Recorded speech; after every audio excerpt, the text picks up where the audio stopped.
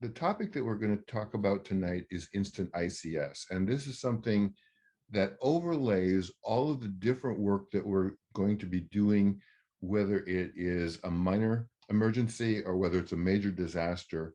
And it's something that is taught in a lot of different ways, but most of the time it's taught as though you have lots and lots of people to act as supervisors or support center. And what this does is gives you a way to scale the amount of supervisory work that you do to just those people that you need to do it efficiently. Oops, I gotta do this. So what is instant ICS, or sorry, what is ICS? Let's start with defining what it is we're talking about. ICS stands for Incident Command System, and it's a standardized way so that organizations can establish a supervisory structure that interacts with any number of other organizations. And we'll show you in a minute how that works. And in the case of emergencies, it also must be implemented with whomever is available. So even though you might have people that are highly skilled and trained in certain aspects, they might not be able to make it for various reasons, but you still need to fulfill that particular function. So this is the way that you can shuffle things around so that you can work efficiently. We're working tonight or through all of this program with a very diverse audience. Some of you may work for agencies that embed ICS into your training and your work. So that would be if you work for the fire department, the police department, large schools, hospitals. This might be something that is just part of the management structure that you work with. And so that's one way that ICS can be used. Some of you have been trained in ICS with volunteer agencies like NERT or ALERT. Now, I'll talk about the NERT approach a little bit later, but one of the things that seems to be the way it's presented is that before you can do anything else, you first have to fill out this great big section of management positions before you can then begin to do work. And the scalability that we're going to talk about tonight says you do need to cover those functions, but you may not need every position filled with a person. Some of you might have seen my presentation in the past, so this is just a review. That would especially be for those of you that are part of the Diamond Heights work group that we used to be able to meet every month, and we hope to again in the near future. And some of you have never heard of ICS, and that's okay. We'll cover it in enough detail tonight so that you have an understanding. So what I'm going to try to do is talk to all of those different audiences, but in ways that you're still learning new things and not getting overwhelmed with details. ICS is part of a larger picture. It is part of NIMS, which is the National Incident Management System. This was put into place, if you go back to the Oakland fire in 1991, there was a lot of problem with communications as mutual aid came in from different locations to work in the Oakland area. And so that was a real difficulty as far as one fire department or one EMS team being able to work with each other, because everybody had different radio frequencies, everybody had different abbreviations and codes, and communications just didn't work very well. And it really came into place after Katrina. And Katrina was just a larger scale disaster to the Oakland fire, but it was the same issue where the state and local and city agencies were not able to communicate with each other effectively. And so the federal government under FEMA decided to put into place something that was fairly simple, but still very resilient as far as being able to be used in various situations. So NIMS is a big set of processes and trainings. The incident command system is a piece of NIMS, and you can get trained on all these other areas if you want to. I worked at Cisco Systems for 14 years in the training department or the learning department.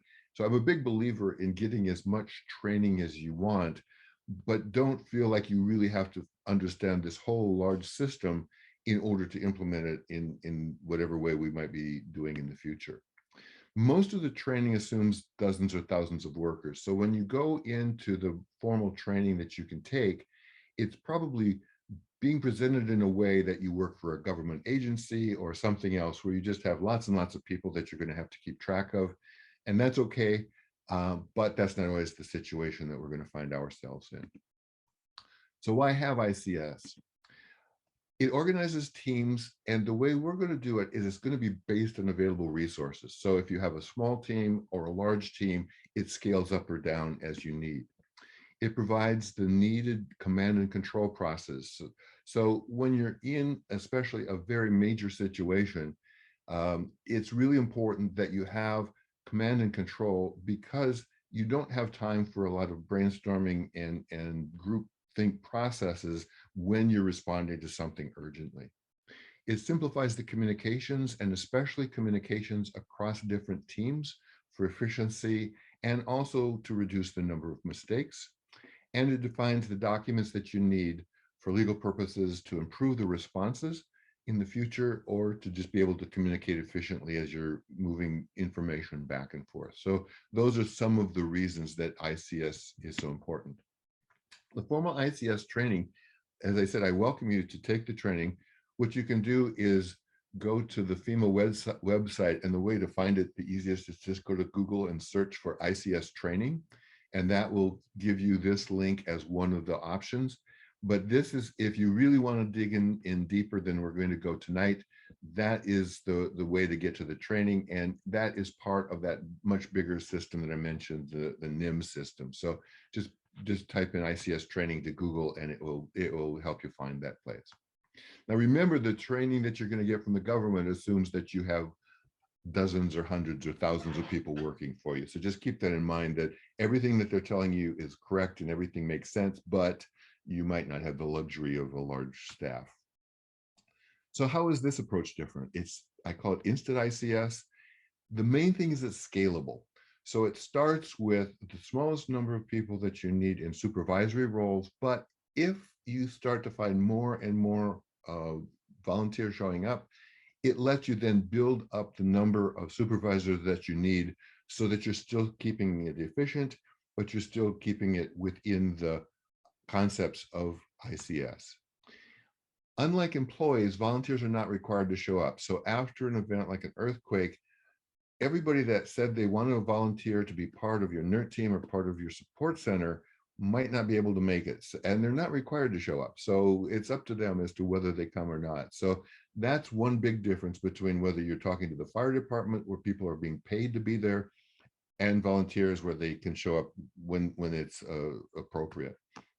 After disaster, volunteers will trickle in. They're going to come hours later or sometimes days later as they are able to do so. So that's the other part of it, is that you have a very fluctuating workforce when you're working with volunteers. And people with the best skills might not be able to make it. So you might have people that will be really good in one of the roles that is part of the ICS makeup, but that one person might not be able to make it, and you still need to make sure that that role is covered. So there again, you might want to have a way that you can at least temporarily assign that role to someone else, or maybe it ends up being a longer term, but you don't know who's going to show up, and you don't know whether the people that are best suited are going to be able to make it. So how does ICS work? If we take a look at a disaster that's local, our NERT team or our support center will be using ICS to be able to manage the people that are part of our smaller local group. Now, what happens is the fire department also is using ICS. So as we communicate to the fire department, the command structure and the nomenclature that we're going to be using is going to be common language. And that is also true when the fire department is communicating with the state or with the federal FEMA program. Everybody in the whole process is using the same ICS approach, including everybody else that's part of that disaster. And that's where the efficiency comes from, but it's especially why it's so important that everybody at every layer has a good understanding of ICS and is doing their best to implement it to the amount that they're able to. So who's available after a disaster? The NERT guidelines tell us, take care of yourself first, make sure that you're healthy and capable of helping others. If you're okay, next take care of your family to make sure the rest of the people that are near and dear to you are also safe and taken care of. If they're fine, the next layer is to take care of your immediate neighbors. So now you want to go down the block and see whether there's something that you can provide aid to as far as people that are nearby in your neighborhood. And finally, if everything worked out in those three layers, you then move to the NERT staging area or to the support center that we have at St. Aidan's to assist the first responders and the public. So you can see why it's going to be very unpredictable as to how many people make it and how long it's going to take before they get there, because they really need to go through those first three steps first to make sure that they aren't leaving people behind that they really should be taken care of without getting into that more formal area. And then, as I said before, because of those delays and all those variables, you don't know whether the people that are able to make it to the staging area are the ones that have the best training, or whether you're going to have people that just have a very basic knowledge, but you still need to use those people because they're available and ready to go to work. So the instant ICS components are in two parts. First, we have a set of what we call role badges, and we'll be talking about those in detail a little bit later. And then you have a set of supporting documents. We'll also be talking about those in kind of generic terms later, but those are things that help you set up, whether it is your support center or whether it's your staging area. Those are things like the signs that you need, maps that you need, documents that you need to fill in to make sure that you're well documented. So everything is there in these two compartments. So how do we build a team? The team starts with an incident commander. That person is going to be the first person on the scene. So if you get to the staging area first, even if you don't feel like you're qualified, you automatically are the incident commander, or in some cases they call it a task force leader. It's the same position with just different names. So whoever's there first is the incident commander. Now, you don't have to be incident commander forever, but you're incident commander until you have a team that starts to show up. The incident commander can relinquish to someone else if somebody more qualified shows up later. So if you were the first on scene, but somebody else shows up and you say, oh, I'm so glad to see you because you're better at this than me, you can certainly turn that over. But in the meantime, you remain the incident commander. And then all of the roles should turn over periodically anyway. So if you are in a situation that's going to go days or weeks, you can't be on command 24 hours a day, 7 days a week.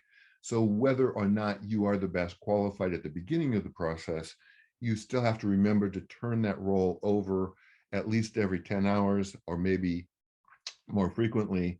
But you're not going to be in that role forever simply because very few large disasters are going to be fixed in a few hours. The incident commander starts by giving themselves the role badge. So the ICS role badge is the first one that's handed out, and that's the one that will be self-administered, I'll say. The next person on scene is given one of the team leader's role badges. So the incident commander now starts to look around for people that can help and assigns the secondary roles.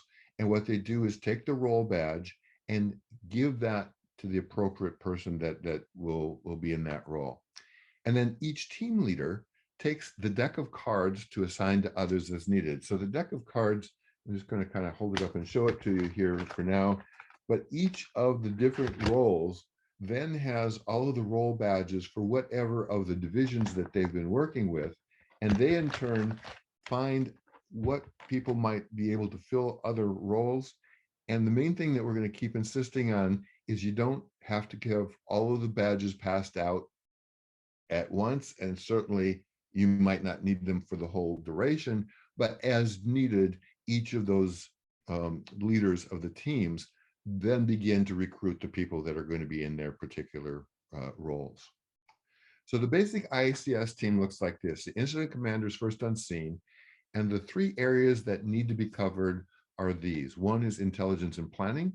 That is where you have people that are gathering information about the situation and working on ways to either improve the situation or at least implementing it. You have the operations group, and the operations group are the ones that are going to then be really doing the day-to-day operations, including sending out teams. And then the logistics group are the people that are looking for things or people to be able, excuse me, to be able to support these other two groups. Now, in a basic setup or at the beginning, the incident commander might need to do all of these roles, but the important thing to remember is the incident commander should remember that these three things all need to be done so that you're not shortchanging one for the other, even if it's one person doing all of these things. So as few as 3 or 4 people can form an effective command staff. So that's where the basics of the scalability is. If you're lucky enough to have 4 people that are in supervisory roles, your 5th person can then be part of the team that's going to go out and do some work. And as you get more volunteers, you can then begin to assemble teams to handle these things without having any more supervisory roles. Then maybe one person, the incident commander, that's doing all of these functions, or perhaps you have 4 people that are spreading that work around. But you can work basically with a support, or rather a supervisory team as small as 4. So I have a little movie that I made to kind of make it a little bit more fun than just me lecturing. So I'm going to play that now, and we'll be back in a minute.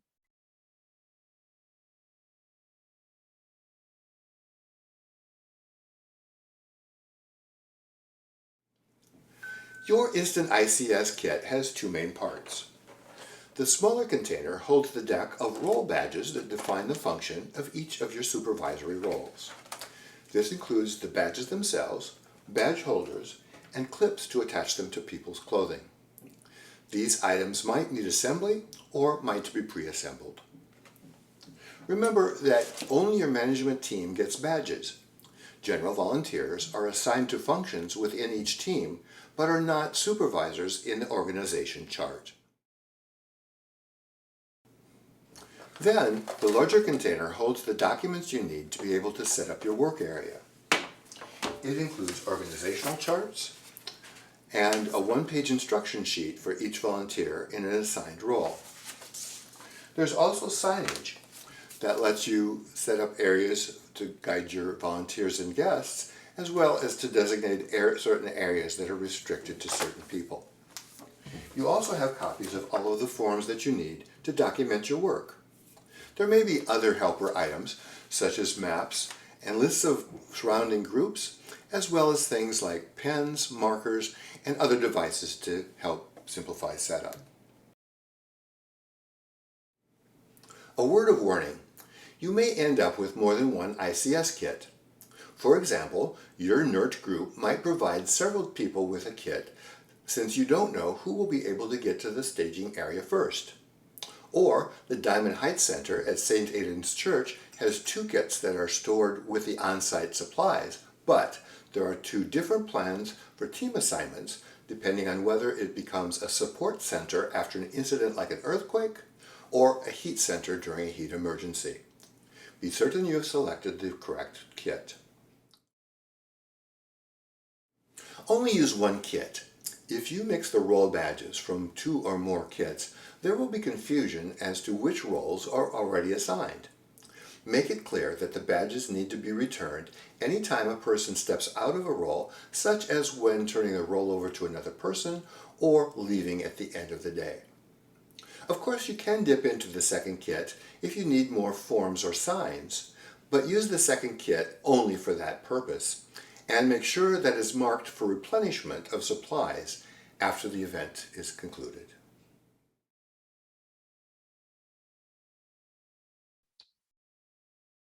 Okay, so this is our first question and answer period break, and I'll ask Ron to he will let you be able to unmute yourself if you have any questions.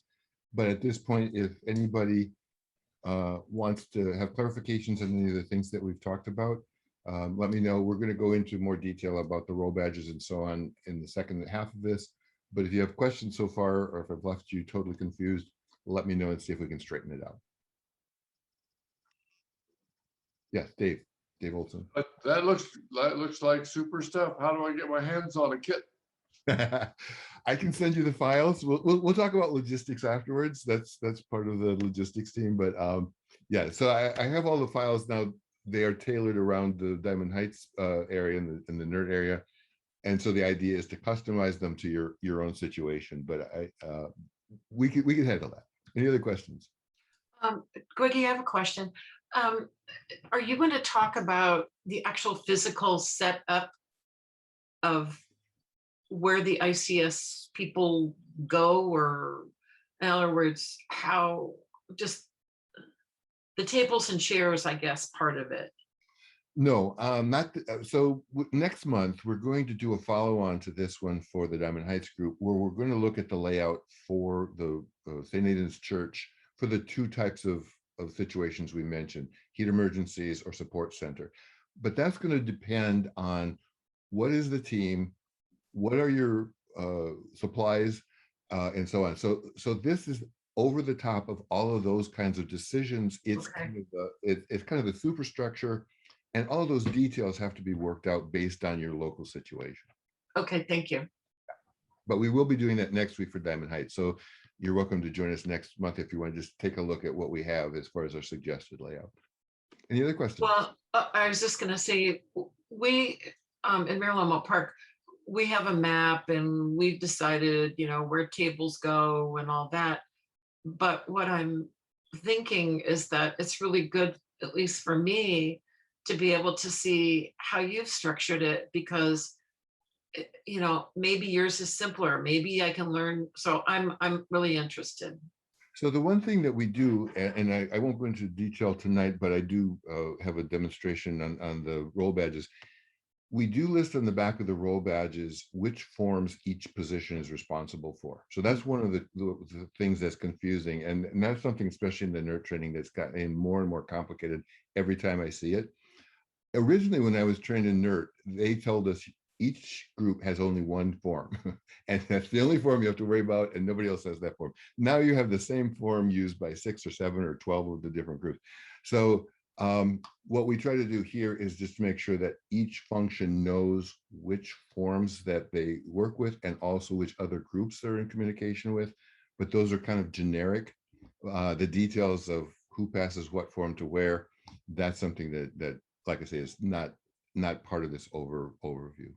Ed, you have your hand up, but you're muted. Please unmute yourself first. I'm unmuted, yes. There you go. You can hear me now, right? Yep. So following a disaster, at some point this ICS would be set up somewhere in your neighborhood. How long does the ICS continue to function? Does it function until at some point the city or some overriding agency says we're taking over those functions, you can pack up and go home now, or what's the turnoff point? So right, so I don't think the city actually takes over. There is this notion, by the way, of ICS that first on scene is the incident. When I work with Castro Patrol, we run into this from time to time. As somebody who finds a situation, we are by default the team leader or the incident commander. And when the police or fire department show up, they actually wait for us to turn that process over to them. And sometimes, strangely, they'll stand and wait, because what they really need is the update of what happened and who's who and so on. So I don't think they take over so much, but you might find that you turn it over to another agency at some point.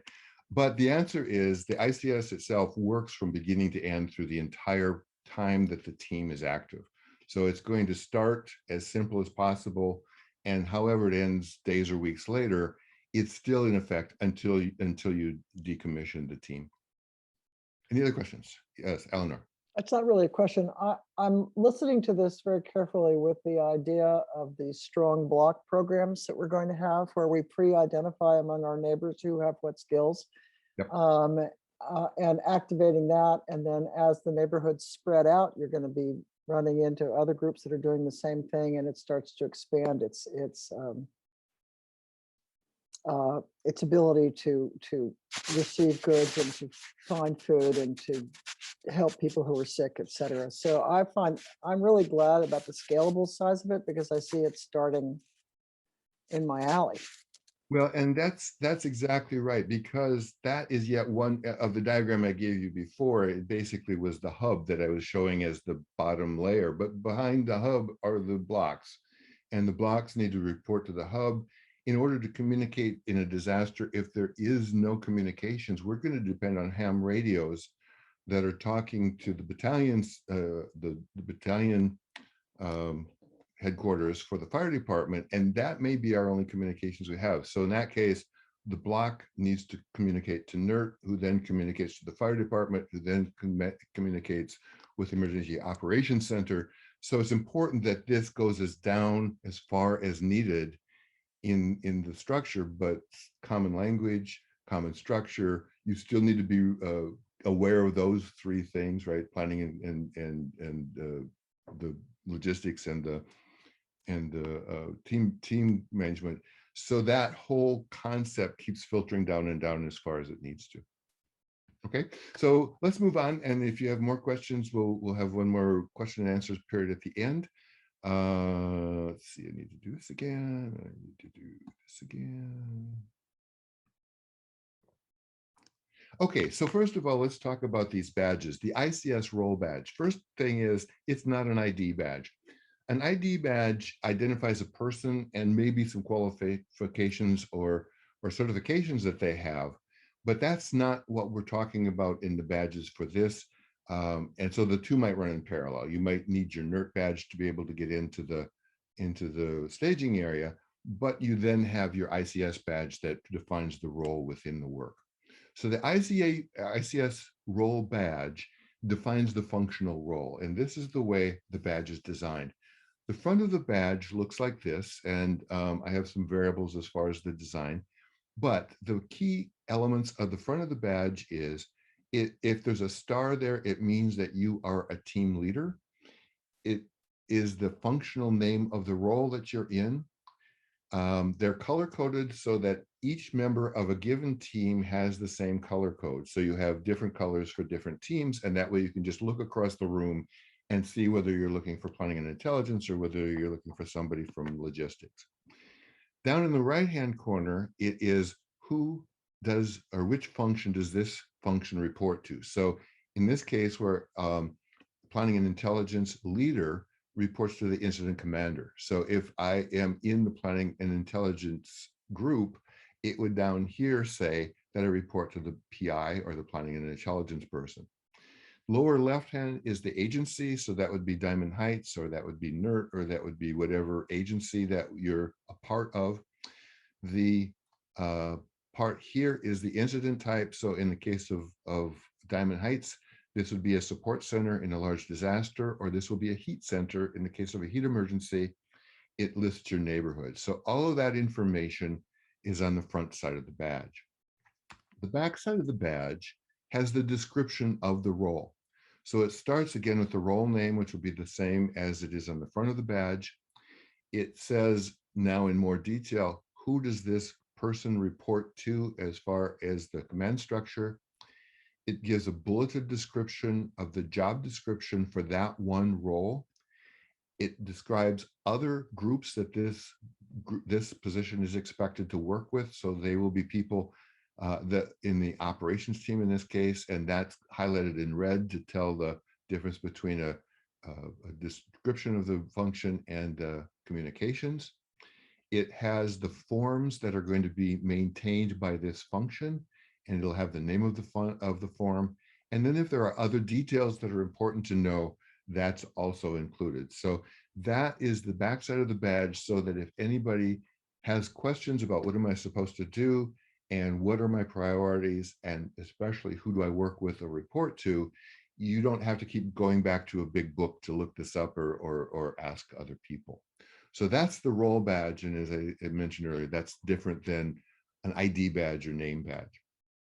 So here's the ideal NERT ICS team. This is I know in the NERT book, there are at least there's two different versions, but this is one of the two versions that was in the book when I was trained. So if you take a look, these are all of the ICS roles that are allegedly going to happen at the center. Each neighborhood will have these functions. And if you take a look, that is 15 people. So it assumes a large number of volunteers. And if you have a large number of volunteers, a large command staff might be needed. And if you've ever attended a NERT all-city training, whatever they're called, the all-city NERT people, you know what I'm talking about. The first thing that's always done is you have to find 15 people to fill all these roles. And until you find the 16th person, you can't get any work done. So that's where the scalability issue part comes into play is if you have hundreds of people, you probably do need 15 people to be able to manage all of these functions, but we will probably be lucky if we get 15 people. So the thing we have to think about is without first having 15 people show up, how can we get to work sooner? If we take a look at what decisions as to when we need help, we work with the concept of span of control. And span of control says that you basically are going to have trouble if you're trying to coordinate the work of 6 or 9 people, more than 6 or more than 9 people.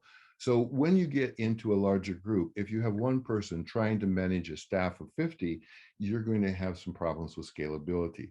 So what we want to do if that happens is then begin to delegate that work down to other people who can then take charge of smaller pieces of the workforce so that you now have the span of control within a reasonable amount so that nobody is trying to manage extremely large teams.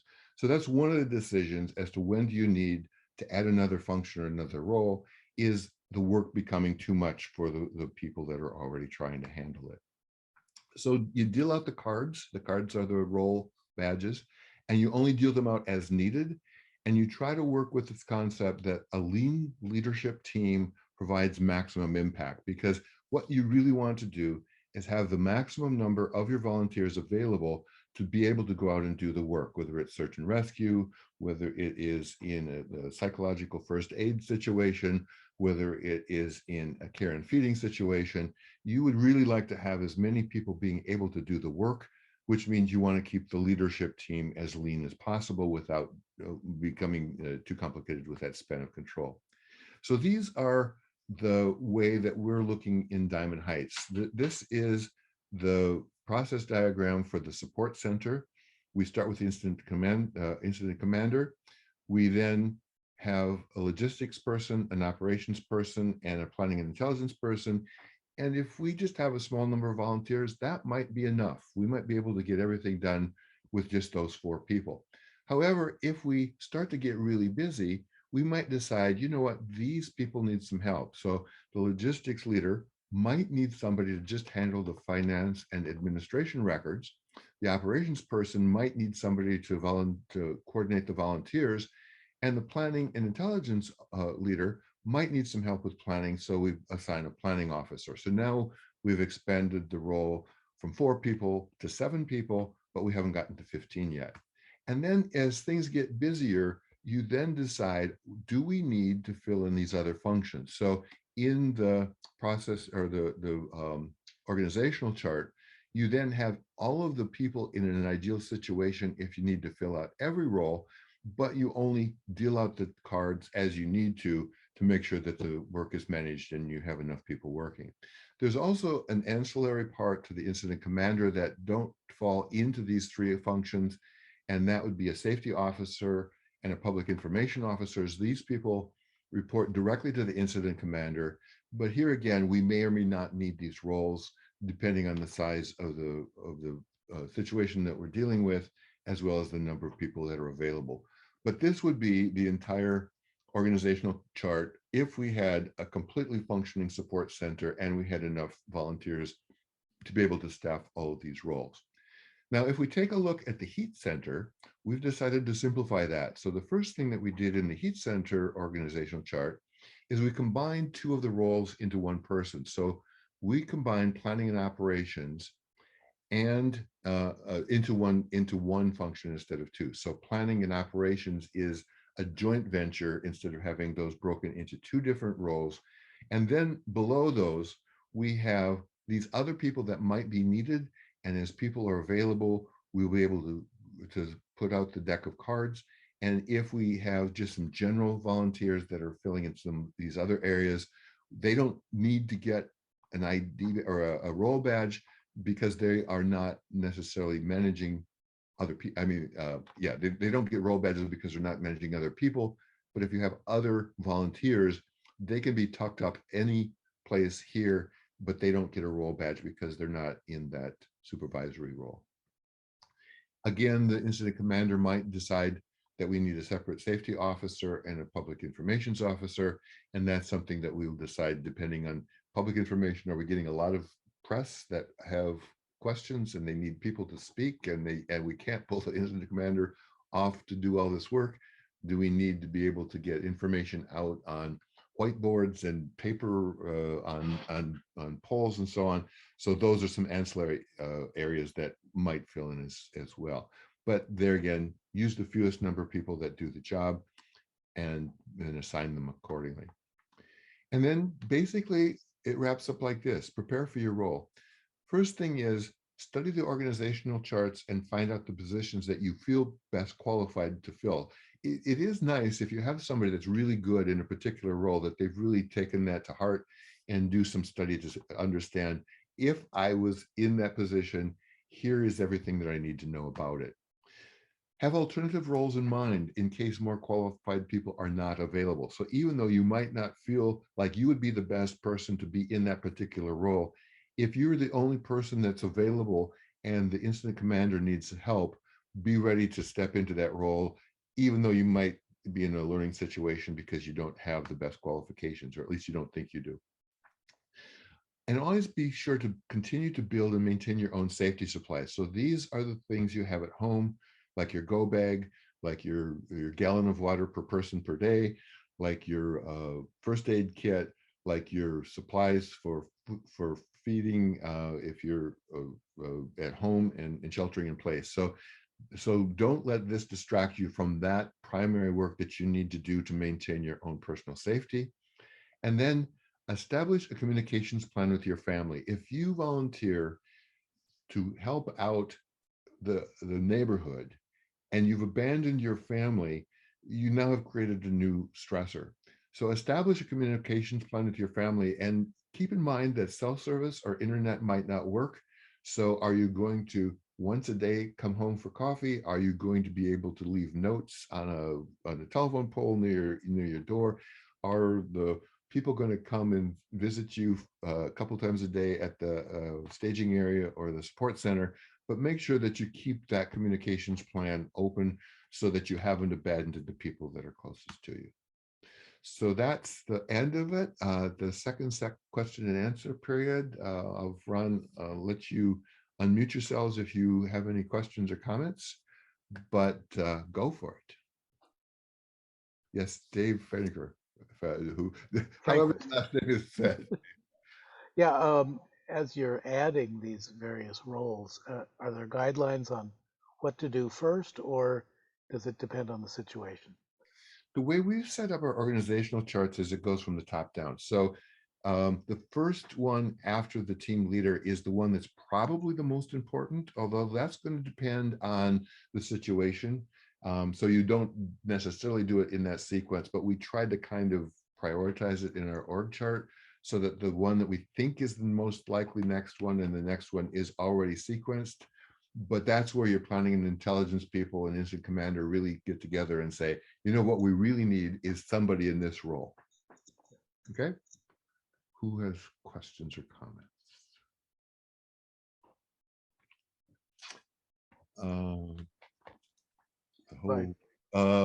Yeah, Yvonne, go ahead.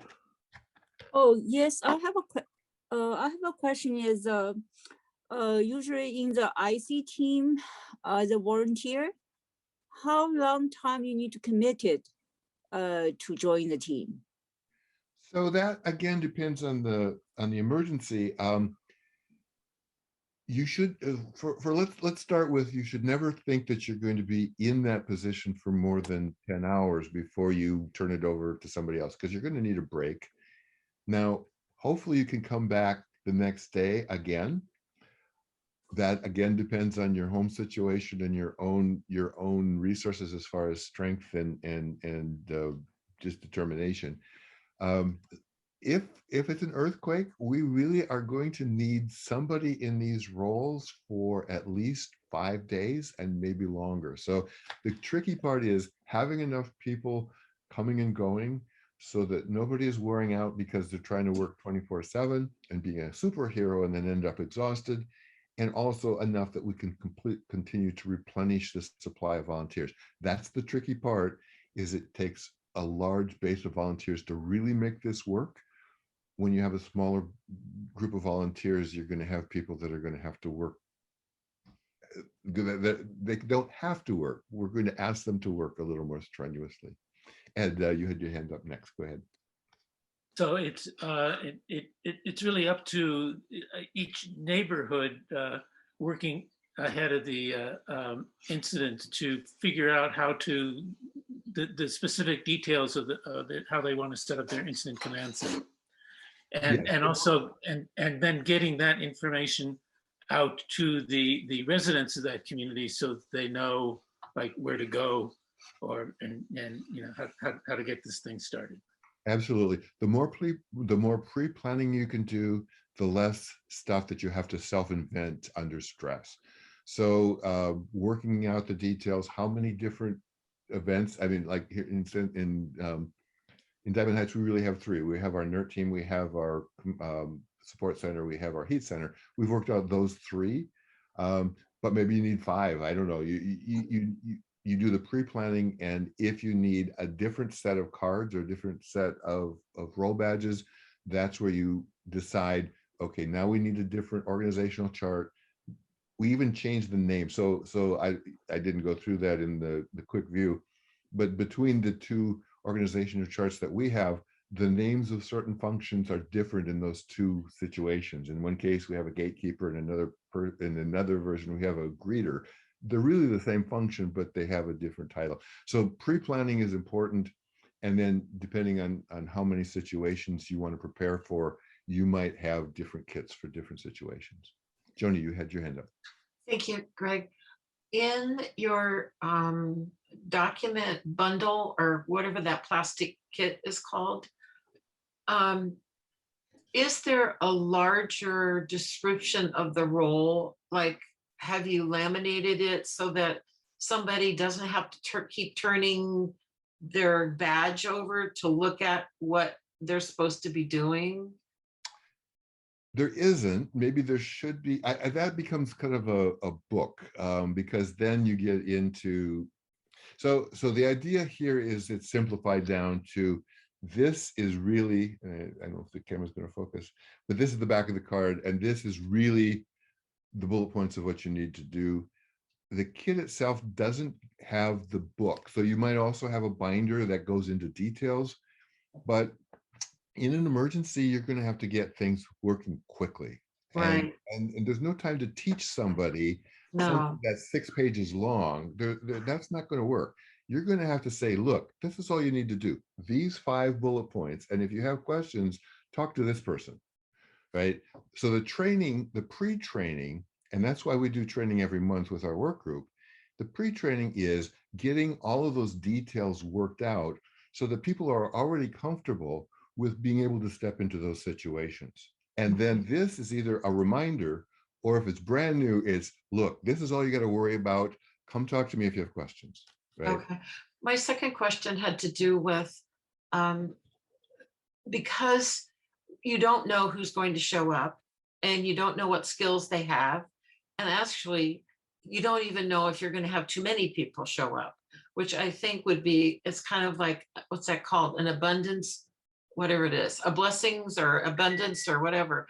But I guess my question to you is, we have had trouble deciding, since NERTs are not allowed to use volunteers, and we know that many NERTs are in their 70s, and they may choose to stay home. And so we may get a lot of young people coming forward who want to help, and they've got no training. And our concern is, how do we manage volunteers? That's tricky, because you're right. The NERT technically does not allow spontaneous volunteers. In real life, after an earthquake, there will be spontaneous volunteers. Now, there's 2 ways to handle that, which is you fly under the radar, or you send them over to the support center, where the support center is going to anticipate spontaneous volunteers and have things Now, here's the thing about spontaneous volunteers. Whatever it is you have them do, they have to feel is important to the success of the recovery. So if you give them menial tasks that have no purpose, they're going to end up self-inventing yet another group that's going to come up with a whole other bunch of solutions that may or may not work as well as the trained people. So you really need to think about spontaneous volunteers, that they're going to show up, they're going to want something to do, and they want that something to be important. In the case of having a separate support center and a separate NERT group, you probably want to shuffle them over to the other side. If you don't have both, like I say, things might have to fly under the radar, just because you're going to need the person power, and you don't have enough of the trained people, but you need people. And so now you in the Castor Patrol world, what we do is we take one trained volunteer and pair them up with two spontaneous volunteers and make a team out of that. I don't know, I know that's not allowed in NERT, but that could be a way that in the time of crisis works to your best advantage. But you always want at least one person that's trained and confident and equipped, at least that. You don't want to just send out 3 spontaneous volunteers with no training and no equipment, right? That's the worst case situation. Right. But will be spontaneous volunteers. They want to help. They want to be as helpful as they can but they also are going to get in your way if you don't give them assignments with specific things that are fulfilling. Yeah, we also have an issue where we want to create a medical team, a Yeah. medical response team, because we have a lot of doctors and nurses that live in the neighborhood, and we want to be able to mobilize them and to be able to either go out with a team, provide first aid, but they're not going to be nerds. And there again, I'm with you. I say, this is an emergency, do the most good for the most people.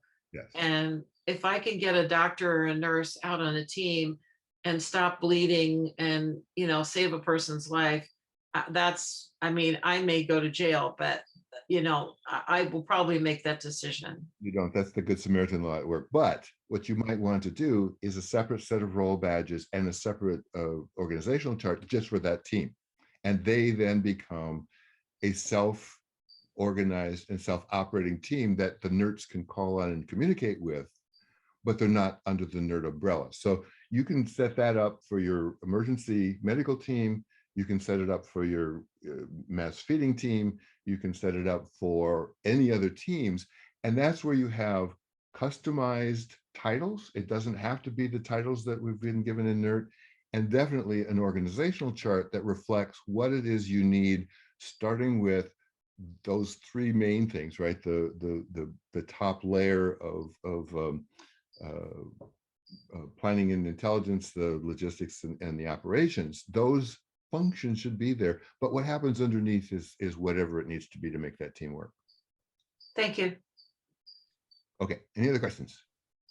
Yeah. Yes, no. Way in the background, but in a very comfortable chair. In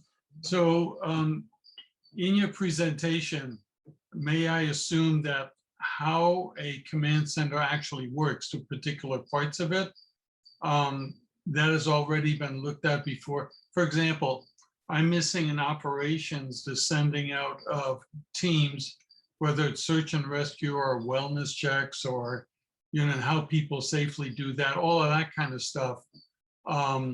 Is that spelled out before in previous meetings that you've had, or?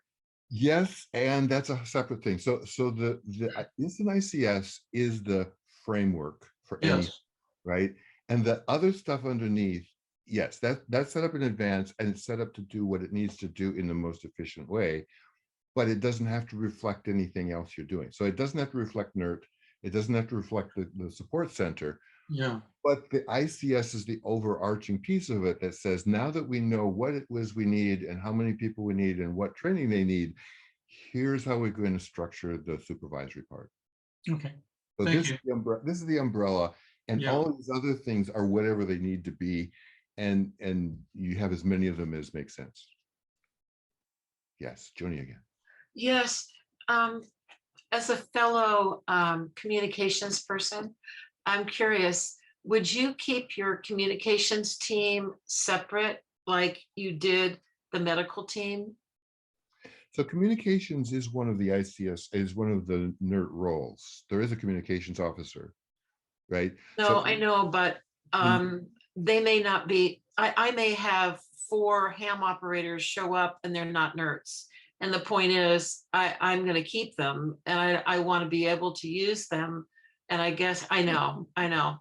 But I guess what I'm saying is, so are you sort of suggesting that anybody that I need and want, I just have a bunch of badges where I can set them off on, in other words, on a separate, I'm thinking of the org chart. I have an org chart, but I have these dotted lines where I have medical team, care and shelter, volunteer management, and communications. But those are not NERTs. They're just these side. but that's also, they're not super, so all of these extra hams that you show up, you only need one communications manager and as many people working for them as, and they don't get badges, right? All of these Right. other people that are working under that role are not supervisors. And see, the supervisor badges are, I can look across the room and say, oh, I need to talk to somebody from operations. They're the ones with the blue badge. But I don't need to talk to everybody in the room that's working in an operations function, right? So this is supervisory, and however many people are available for any of the, well, including when you send search and rescue out, if you have NERT and you send out 3 search and rescue teams of 3 people each, that's 9 people, but none of those people get a badge because they are now a team that's been assigned, you know, from logistics to operations, but they are a resource. They're not a supervisor. So the badges are only for your supervisory roles, and then all this other stuff tucks up underneath. Okay. Okay. Uh, But I think based on what you're saying, I've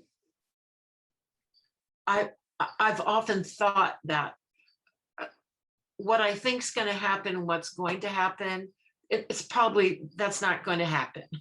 In other words, Right. you know, I plan for one thing, but that's not what's going to happen. Right. So I think your idea of these badges, at least it makes me think about Cheech and Chong when you say that, but it makes me think, you know, we should probably have some stinking badges just for some people who show up, who have capabilities and can supervise a group, a team, whatever. So this might solve it because, like I said, I can see different areas that need management, but they may not be NERTs. And Jody, you might be one of those people that are unable to show up. So the thing is, you can't depend on you being the incident commander because you don't know that yet.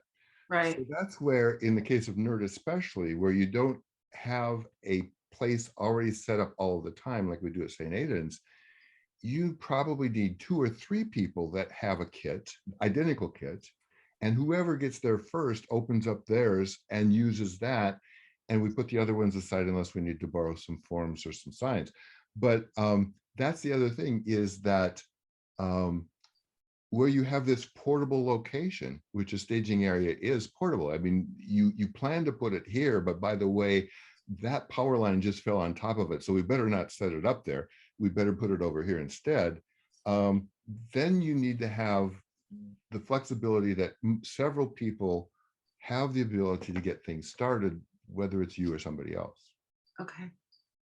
Betsy, I think you had your hand up or not? Nope. Okay. Anybody else have a question? Eleanor. I was going to comment on Joni, on your thing about spontaneous volunteers. 25 years ago, spontaneous volunteers were frowned upon because they were not trained, and that's all across the board. Now everybody's coping with spontaneous volunteers, not only because they no longer have enough volunteers to meet the size of the incident, but because good faith can rapidly be turned into bad press. So there's stuff on FEMA for spontaneous volunteers. I can put you in touch with the Red Cross people on what they do with spontaneous volunteers who show up at the shelters and stuff in Sonoma and what their plans are. I can provide you with information, but I think it's a really good thing to think about because in the long run, you're going to want to use those people. They'll be useful for a short period of time. They'll give you breathing room to people who've done it for longer. So that's a really good thing. And I might also add that adding badges onto your ICS thing will confuse it if you try to turn it into a group that doesn't have those same badges. So I'd stay with the original thing of the 3 and go down and put those ham radio operators in a unit that they know each other and they report to somebody in particular. And the last thing is medical. Oh my God, thank you so much for bringing that up, Joni, because I'm sitting here thinking one of the first teams I'll put out, given the fact that the West Portal area has got about 37% of its residents are seniors. The first thing we're going to do is go out and look for the well-being of our older citizens, and that doesn't really have an ICS role, but that's going to impact our work. So it's going to be interesting to see how we actually do that, because the medical officer comes down so far that that maybe putting it into a logistics area, I don't know. I'll have to think about that, but I think that's Yeah, something worth our talking we about. actually, we have a group that's called Care and Shelter.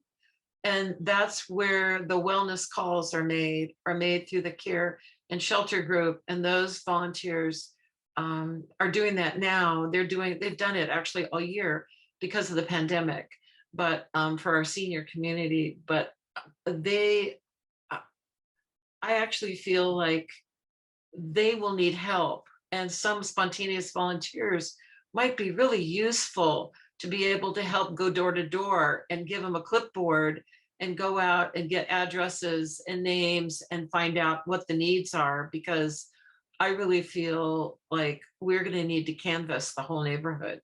I think for sure a trained wellness group is a fantastic thing to have, but I also think that given the nature of things like an earthquake, you might find somebody lying under a bookcase. Exactly. And that's not the wellness people's forte. No. So that will require canvassing, well, pre-canvassing your neighborhood, as you know, Greg, for people who are already medical personnel who would be willing to give their time if they're not the one who's under the bookcase. And remember that NERT is a division of the fire department. So the functions that they are assigned with are light search and rescue, building assessment of structures, and not first aid, but disaster medicine, which is a completely different thing. So if you have a separate first aid team, they're not part of your NERT group. Right. We can work together. And what Eleanor just described, if they need somebody to lift that bookcase off of that person, that is a NERT function, right? That's search and rescue. But the NERT team does not necessarily have to be able to be qualified to provide advanced first aid. So you build all of these side teams, and each team should continue to do what it does best. And in the case of NERT, the idea there is you always need trained people, and that's why they don't really want to encourage this. But remember this about spontaneous volunteers. If you don't have a role for them, they're going to self-form into a role which is going to be counterproductive. And in some cases, they're actually going to come head to head against the people who have an official role. So it's much better if you have a way to then be able to utilize them effectively. And if you don't, they're going to build their own little group, and they're going to self-invent things. And a lot of the stuff they self-invent is going to be counterproductive. So Did that happen in Katrina? Katrina, yes. Here in the Bay Area? No, Katrina in New Orleans. Well, because Katrina ended up here also. We Yeah. had hundreds and hundreds of people who came and were sheltered and taken care of, and But I think she's asking during the actual disaster. Yes, I mean, the whole survival in the Superdome thing, there was no supervisor. That was all self-invented, right? Those are people dying and starving and looking for help with nobody to coordinate that. So they had to self-invent something. So, and that, you know, that's the whole idea of NERT. And after 1989, and the volunteers did help the fire department, the people said, wait a minute, wouldn't that work better if we knew what we were doing? And so, Yeah. and that's NERT. And then NERT became this thing that says, no, this is our narrow, but the narrow things that NERT's defined to do is pretty important, right? Like search and rescue, especially in information on critical needs from the fire department. And then this very basic, is the person, what color band do they get? Red, yellow, green, or black? That is important as far as that's concerned, but it doesn't have to do all this other stuff too if you have other groups that have training and structure and organization that handle whatever it is, medical or feeding or what, pick or heat emergencies. And those are then not NERT, but they're complementary to NERT. Okay. So I have a question for you, NERT experts, which puts Greg and Joni right on the spot. I was on a call with some emergency personnel across the state, and one of the people who was on the call was from San Diego, and he's a head of the NERT group down in that area. And one of the things with this CERT, I should say, and he was very clear that CERT was a neighborhood-based organization, and they didn't go out of their neighborhoods, and that's why they had this thriving organization. And in the last year, we've seen NERTs be used all over the city, regardless of where they lived. And I'm curious to know if there's any clear instruction or conceptual use of NERT people. Are they going to be? Yeah. Are they going to be allowed to stay in their neighborhood, which is the original plan, or are they going to be drafted into all city response?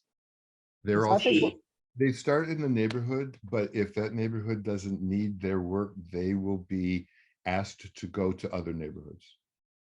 Correct. so you can stay in your neighborhood as long as your neighborhood needs your help.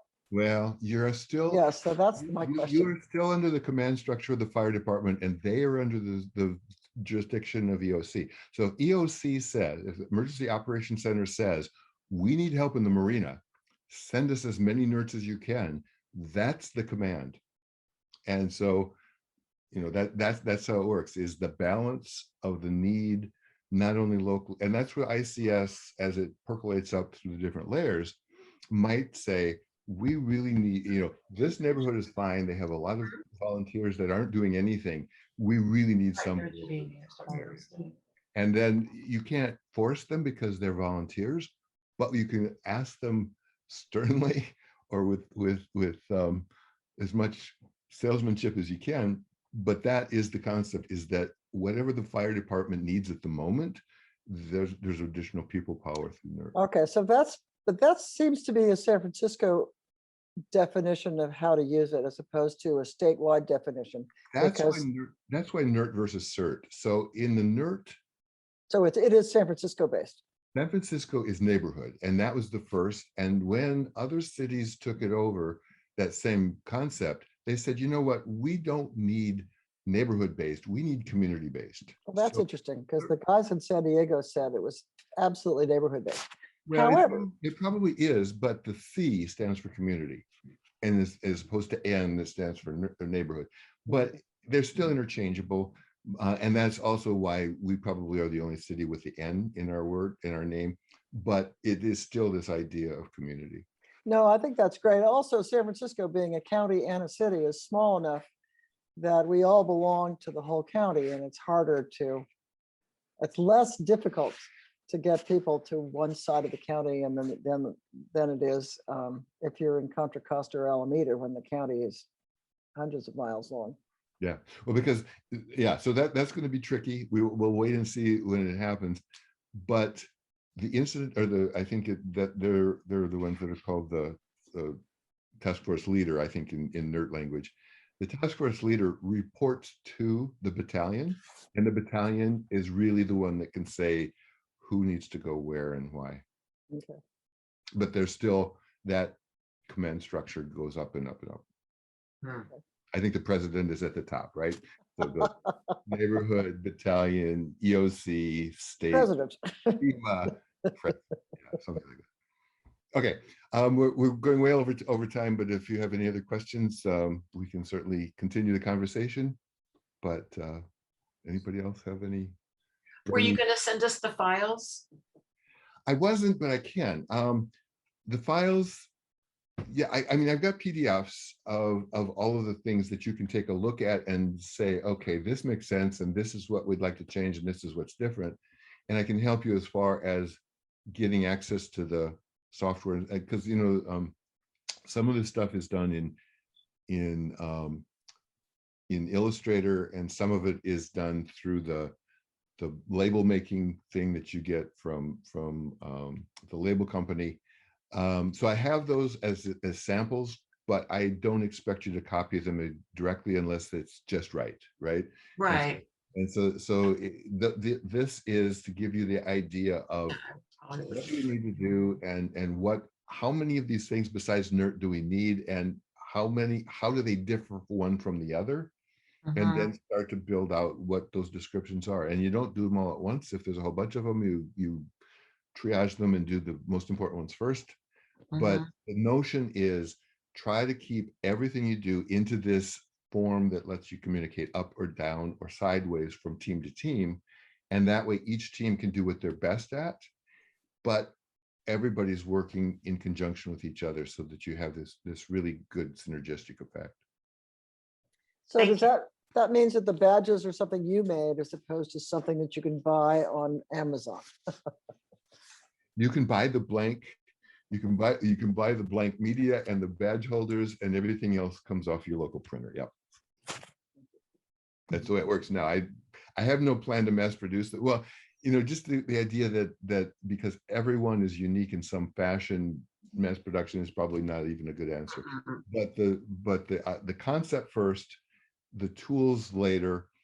Then if there are some consistent, well, even color codes, right?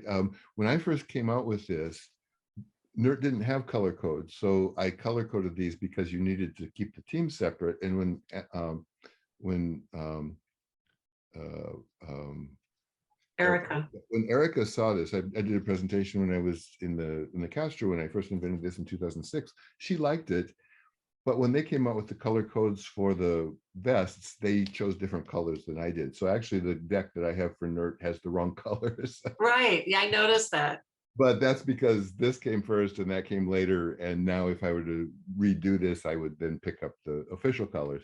But yeah, so it's all customizable, and it all depends on really what you think, and including the things in the back, right? Which forms you have. Are you going to use all the same forms? Do you have some unique forms? In the case of our support center, we've added 2 additional forms that we found missing from the NERT approach. The most important one, I think, is donated property. How do you keep track? How does the logistics team keep track of who donated that axe? And are we going to give it back to them at the end, or are we going to ask FEMA to reimburse for it? So talking about unsolicited donations? Solicited donations of things that the team needs. So a fire extinguisher, an axe, a crowbar, a car, whatever it is that is being donated for the moment, either it's going to be returned to the owner unharmed, or it's going to be destroyed, and that's going to be something that you apply to FEMA for reimbursement. But you got to keep track of it. Who donated it? Did it go back okay? Did we lose it? Did it get stolen? Did it get broken? So we developed a form separate for that. So you look at each of these additional teams you have and say, well, we don't need all the NERT forms, but the ones that apply make sense to just use them. But what ones are missing? And then you can talk about developing those accordingly.